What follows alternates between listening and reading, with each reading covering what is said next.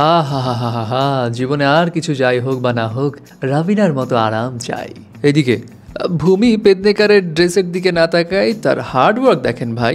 R I am sure তার এই gate আপের একটা জিনিস তো আপনাদের নজরই পড়েনি, ওটাই তো আসল খেলা। সে সঙ্গে থাকছে উফ মালাইকা আরোরা, তাকে দেখে এখনও অনেকের হচ্ছে আফসোস। আর এই যে প্রীতি জিন্তা, আর কতবার এক প্রীতি জিন্তা যুবকদের মন ঘায়েল করবে। বাট হে, ঈশা গুপ্তা এইভাবে পোজ দিয়ে দিয়ে বোঝাতে চাইছে তো চাইছেটা কি? অপরদিকে কী ব্যাপার, লর্ড ববি কি উল্টোপাল্টা কিছু খেয়ে টাল হয়ে আছে নাকি?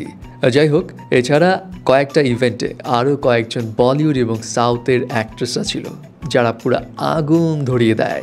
যাই হোক, আর দেরি না করে গসিপে যাই। প্রথমেই আসি কার কাছে, রাবিনার কাছে আসা যাক। রাবিনা টেন্ডনের যে স্টাইল সেন্স, তার যে গ্ল্যামার, সেটা এখনও ইয়াং জেনারেশনের নায়িকাদেরকে ভালো মতো টক্কর দিতে পারবে।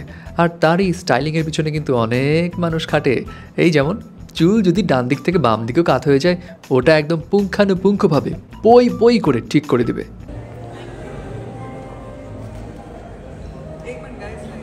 দেখেছো আরাম আয়েশের কী অবস্থা? এরকমই তো আরাম চাই জীবনে। বাট হেই, রাবিনা টেন্ডন কিন্তু বেশ ভদ্র আছে। খুব পোলাইটলি সে তার অ্যাসিস্ট্যান্টকে থ্যাংক ইউ বলে বিদায়ও করে দিল। শুধু কি রাবিনা, 90s নায়িকাদের মধ্যে মালাইকা কি কম যায়? 40 বছর পার হয়ে গেছে, কিন্তু এখনও পাবলিকদের অবাক করে রেখেছে তার এই সাজ, এই গেট আপ। এবং অনেকেই আফসোস করে বলছে কেন যে আরবাজ ছেড়ে দিল তাকে। ওরে বাবা, মানসিক শান্তি বলে তো কিছু শান্তি থাকে নাকি? হয়তো সেটা ছিল না। যাই হোক, মালাইকা আরোরার এই গেট আপ দেখে তো অফকোর্স জোস লাগছে, বাট মনে হয় সে একটু আটসাট হয়ে আছে, হাঁটতে বোধহয় কষ্ট হচ্ছে তার। মালাইকার হাঁটতে কষ্ট হোক বা না হোক, ভূমি পেদনেকারকে দেখে অনেক নেটিজেনদেরই কষ্ট হচ্ছে। ইস, কি অবস্থা! উর্ফির ভাইরাস কি সবার মধ্যে ছড়িয়ে গেল নাকি? আরে বাবা, তার গেট আপের দিকে না তাকান, তার যে স্ট্রাকচার এটা দেখুন। এটা মেনটেন কিন্তু চারটেখানি কথা নয়, প্রচুর হার্ডওয়ার্ক এবং ডায়েট রয়েছে। যাই হোক, তবে তার গেট আপের সবচেয়ে সারপ্রাইজিং বিষয় হচ্ছে তার ব্যাগটা। Look at this bag! মানে এই শেপের ব্যাগ সে কেন নিয়ে এসছে, মানে কি বোঝাতে চাচ্ছে বুঝলাম না। বাট $400 এই ব্যাগটা পাওয়া যায় অনলাইনে, অ্যাভেলেবেল। এছাড়া সেখানে জাহ্নবী কাপুর না আসলেও জাহ্নবীর বোন খুশি কাপুর এসেছিল, যাকে দেখে মনে হচ্ছিল রজনীকান্তের বানানো কোনো রোবট, মানে ওরকম কোনো এক্সপ্রেশনই নেই। এনিওয়ে, ব্যাপার না, হয় এরকম, নতুন নতুন এসছে তো পোজ দিতে টাইম লাগবে। তবে এই যে ওয়ামিকা আছে না, উফ, তাকে দেখতে কিন্তু হেভি লাগছে। এক ট্যাঙ্ক টপ এবং একটা প্যান্ট পরেছে, আবার হেয়ার স্টাইলটা এমনভাবে রেখেছে না, পুরাই ঝাঁকানাকা।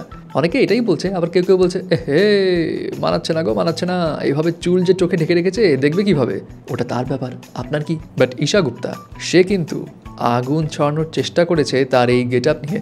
হ্যাঁ, যদিও অনেকের মনে উত্তাপ লেগেছে, বাট দ্য থিং ইজ তার যে পোজের স্টাইলটা সেটা অনেকের পছন্দ হয়নি। বারবার সে একই পোজ দিয়ে কী দেখাতে চাইছে, যা দেখার পাপ্পারাজিরা তো দেখে ফেলেছে। আপনি এখন চলে যান। এছাড়া মীরা রাজপুত, শাহিদ কাপুরের স্ত্রী, সেও এসেছিল এই ইভেন্টে। যদিও তার যে পোজ সেটা দেখে মনে হচ্ছে তার শরীরে জোর নেই, মনে হয় জোর জবরদস্তি শাহিদ কাপুর পাঠিয়ে দিয়েছে। বাট লর্ড ববির এই কী অবস্থা? সে কি উল্টোপাল্টা কিছু খেয়ে টাল হয়ে এসছে নাকি ঘুম থেকে উঠে চলে এসছে? কারণ তার গেট আপ দেখে মনে হচ্ছে সে ওই যে স্লিপিং কিছু পোশাক থাকে না, স্লিপিং স্যুট, ওটা পরে হাজির হয়েছে।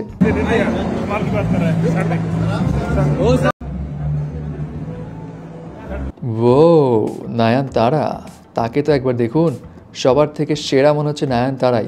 আর জওয়ানের পর না তার পপুলারিটি অন্য লেভেলে চলে গেছে এবং তার গেট আপ, তার স্টাইল সেন্সও ধীরে ধীরে আপগ্রেড হচ্ছে।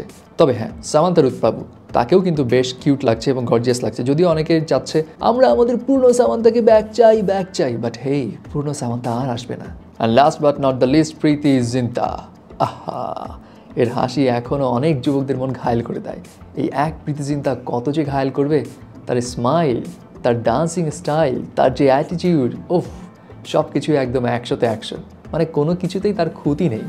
যাই হোক ভিউয়ার্স, এদের মধ্যে কার গেট আপ দেখে আপনার সবচেয়ে বেশি ভালো লেগেছে মাস্ট জানাবেন।